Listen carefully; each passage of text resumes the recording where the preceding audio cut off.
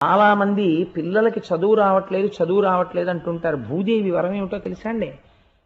కూర్చుని చదివేటప్పుడు పుస్తకాన్ని నేల మీద పెట్టకూడదు.